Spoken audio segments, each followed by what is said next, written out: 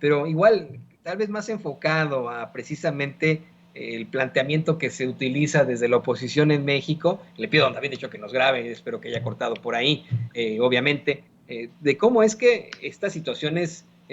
preocupante, ¿no? Ahí están los datos sobre la mesa, ahí están los datos, incluso planteados en algunos medios de comunicación tradicionales como es Bloomberg, datos que hablan de una inflación muchísimo menor que acá Estados Unidos, que en toda la Unión Europea, datos que hablan de niveles de gasolina muy, muy bajos en comparación con lo que se vende en otros países, datos que hablan de un cambio de moneda fantástico, que hablan del superpeso, y de todas formas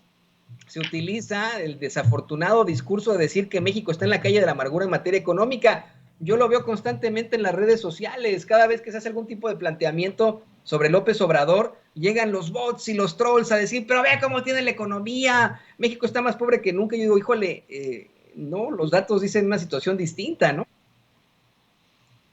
Es muy curioso cómo la oposición, dado que tienen el dominio de los medios de comunicación, pueden construir narrativas que son contrarias a la realidad y a los datos.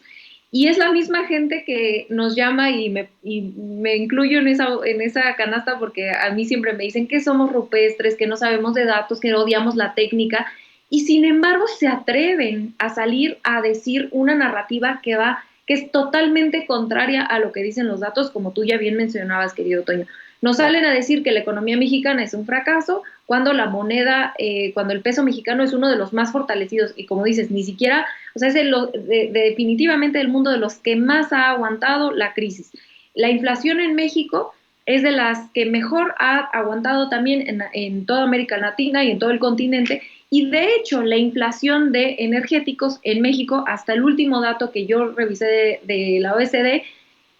que fue hace un mes, me parece, del mes pasado o quizá el mes anterior, si ahorita estamos en julio, debe ser del dato de junio, pero a lo mucho de mayo, era el que menos había subido de toda América, de todo el continente, ¿no? La inflación en específico de los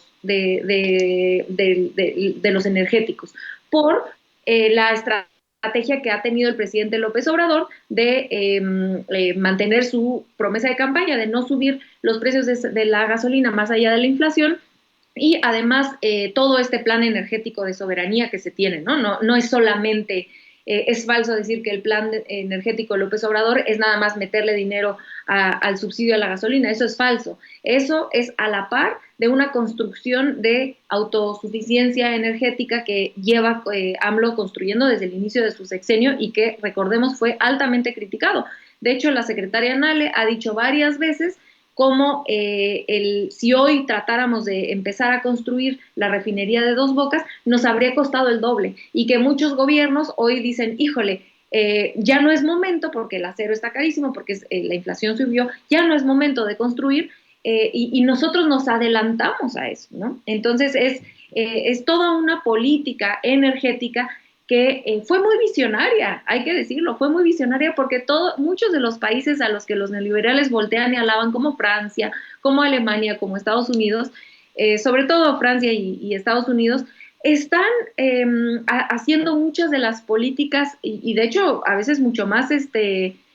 radicales como expropiar, como estatizar las industrias eléctricas, por ejemplo, lo que pasó en Francia, que México ha podido hacerlo de manera más mesurada, dado que empezamos muchísimo antes de que empezara esta crisis. Ahora, a mí me gustaría además abonar a lo que decía mi querido compañero Isaac,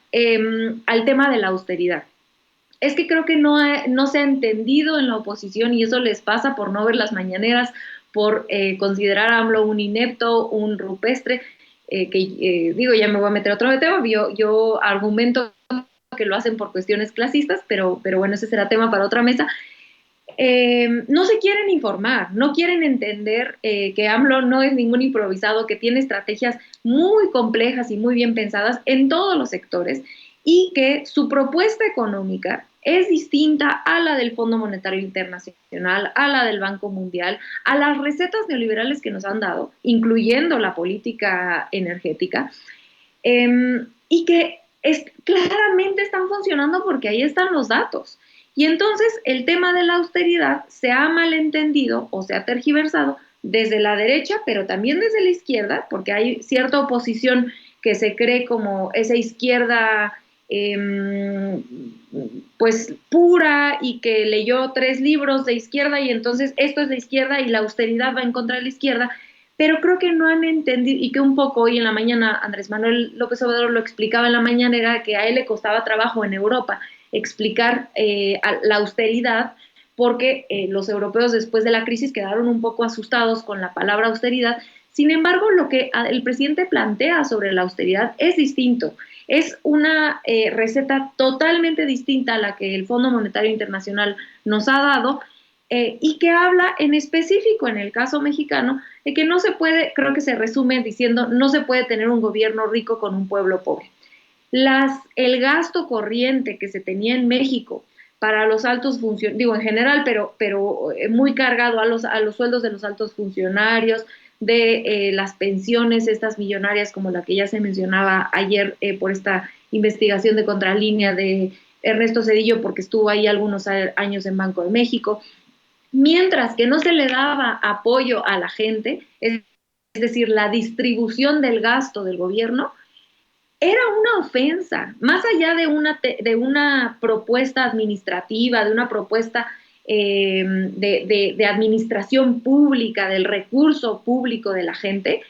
que creo que es correcta, esa redistribución que plantea López Obrador, también es una cuestión ética. No puedes tener a funcionarios públicos ganando 500,000 pesos al mes cuando hay gente que no tiene para pasar el día. Es un asunto ético también el tema de la austeridad, como lo ha dicho el presidente. Es un tema económico, es un tema administrativo y es un tema ético. Hoy es un tema económico muy importante porque, como ya anunció el presidente López Obrador, se van a hacer aún más recortes en el gobierno para poder seguir apoyando a las familias con todos los programas sociales, que esos no se toquen y poder afrontar la crisis de una mejor forma. Lo que se plantea es bajar el gasto corriente arriba para que se pueda distribuir abajo y eso sí que ayuda a por lo menos poner un poco de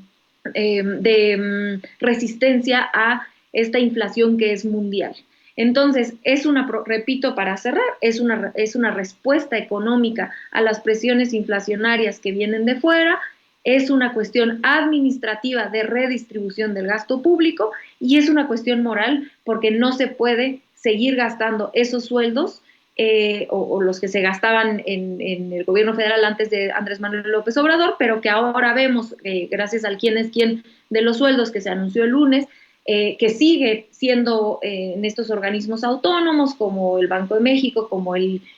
INE, como todos esos organismos que crearon en el periodo neoliberal para mantenerse en el poder, aunque no fueran electos por la gente, se siguen gastando muchísimo dinero y que ojalá logremos que en esos organismos se sumen o que se les obligue a cumplir con la Constitución que dice que el presidente es quien debe ganar más. Repito, por muchas cuestiones administrativas, económicas, pero sobre todo éticas, ¿no? No es justo que los mexicanos estemos pagando